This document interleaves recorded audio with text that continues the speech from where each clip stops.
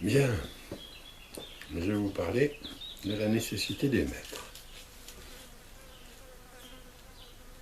La nécessité d'exprimer des sentiments conduit à tenter d'élaborer des conceptions autour de la conscience de l'existence.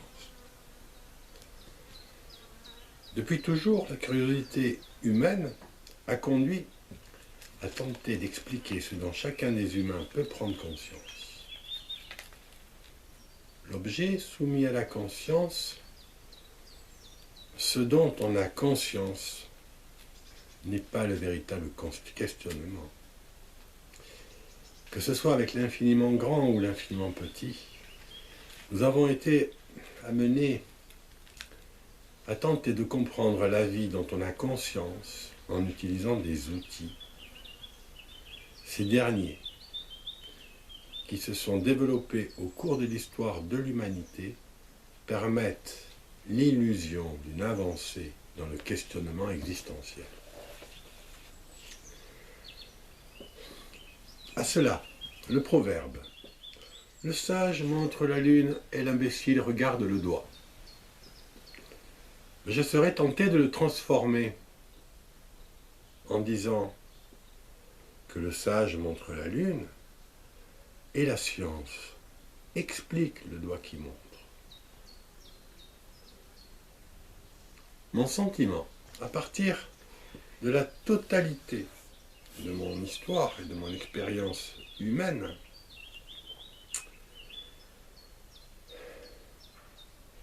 est que le seul but véritablement visé est la compréhension de ce qui nous conduit à essayer de trouver un sens au phénomène dont on a conscience. C'est donc la conscience même qui est visée et qui est commune au genre humain. Mon essai philosophique sur le temps de l'existence a tenté d'aborder ce questionnement impossible, puisqu'il revient à tenter de comprendre un phénomène en utilisant les outils que ce phénomène génère. Depuis mon engagement dans cette réflexion philosophique, je ne cesse de percevoir dans l'expression d'autrui ce fourvoiement, cette erreur fondamentale dans laquelle les conceptions acquises nous entraînent. Un maître, au cours de mes études, dans un cours d'épistémologie, la science des sciences, expliquait que toute théorie scientifique part de postulats, c'est-à-dire d'une vérité non prouvée et que nous considérons comme si elle l'était. La pseudo-objectivité des sciences, qui conduit à des conclusions probantes, gère aujourd'hui la pensée commune et questionner les fondements mêmes de cette pensée occasionne un trouble tellement intense qu'on ne peut la plupart du temps que récuser, voire s'opposer parfois violemment à la seule énonciation de cette remise en question. L'apport du questionnement philosophique,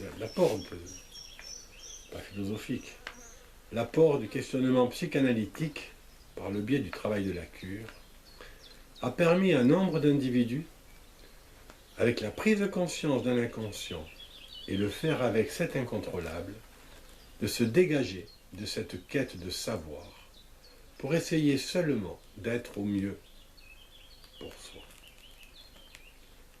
Lacan, dans une de ses conférences, a pu dire que si la psychanalyse pour atteindre la sagesse était la bicyclette, la spiritualité était la locomotive. De tout temps, dans l'histoire de l'humanité, des sages ont accédé à cette sérénité de l'être. Certains, par leur parcours singulier, ont suscité le désir chez d'autres de les rejoindre dans cet état particulier. Ainsi, des disciples sont nés autour de ces personnages, et bien souvent, ces disciples ont fondé des religions, identifiant des moyens supposés pour arriver à rejoindre le divin dans la réalité humaine. Ce faisant, le phénomène de la conscience ressurgit avec ce désir de sérénité, amenant chacun à cette réflexion intellectuelle consciente pour décider de ce qu'il peut croire ou non. Ainsi, quel que soit l'objet de la recherche, la question fondamentale concerne la conscience de l'existence de cet objet, ainsi que le désir qui conduit à s'engager dans la recherche le concernant. L'objet devient alors un prétexte à ce travail particulier dont la conséquence est la transformation du chercheur lui-même. Il arrivera, au terme de sa recherche, à se détacher du but initial. Cela est applicable à toutes les recherches, y compris celles qui concernent nos recherches quotidiennes et tous nos projets, c'est-à-dire le discours d'une réalisation future. Ce n'est pas le but qui est important, mais le chemin qui y conduit. Combien a pu réaliser a posteriori que le but initial s'est avéré un prétexte à un cheminement, au cours duquel le désir du sujet se voit comblé, entraînant une satisfaction personnelle. Je voulais quelque chose, mais finalement, ce que j'ai obtenu n'était pas imaginable. Mais c'est pourtant ce que je recherchais sans le savoir. Le désir conscient est souvent insatisfaisant quand il est assouli. C'est le cas du joueur pathologique, pris dans cette frénésie de gagner. Une fois son désir réalisé, il en voudra encore plus, quitte à tout perdre, ce qui ne saura manquer. Pour ce dernier, la véritable victoire consistera à abandonner le projet conscient de la réalisation de ce désir qu'il eut, pour s'attacher à la force même du désir, qui trouverait son amorce avec ce qu'il imagine de ce que son éventuelle fortune pourrait permettre. Abandonnant les moyens imaginés pour s'inscrire dans son désir fondamental, non accessible à la conscience, il peut alors espérer s'inscrire naturellement dans sa dimension désirante afin de se réaliser, ce qui pourrait se synthétiser dans l'expression « être en conscience ». La conscience d'être pousse à chercher une réponse à l'énigme de la conscience de vie. La conscience n'empêche pas l'être. Elle introduit le doute dans sa réalisation. C'est le lot de l'humain, seul animal à enterrer ses congénères, que d'être confronté consciemment à l'épreuve de la temporalité. Prenant conscience de sa mort future, s'ensuit toute une série de défenses afin de dépasser l'angoisse que ça suscite. Pendant des siècles, voire des millénaires, les croyances aux divinités réduisaient l'humain en une sorte de jouet entre les mains de ses autres, permettant ainsi de faire l'économie de son angoisse personnelle, puisqu'il appartenait en quelque sorte à un dieu, un peu comme son chien ou son animal domestique lui appartient. Les libres penseurs, à l'origine de la conception matérialiste de l'existence, ont seulement mis ce qu'ils percevaient de leur environnement à la place de cet autre. Un peu comme cette jeune femme au cours d'un entretien, parlant d'elle et disant qu'elle ne croyait pas en Dieu, Après un silence de réflexion, elle dit spontanément, « Quand j'étais plus jeune, j'en voulais à Dieu de faire croire qu'il existe. »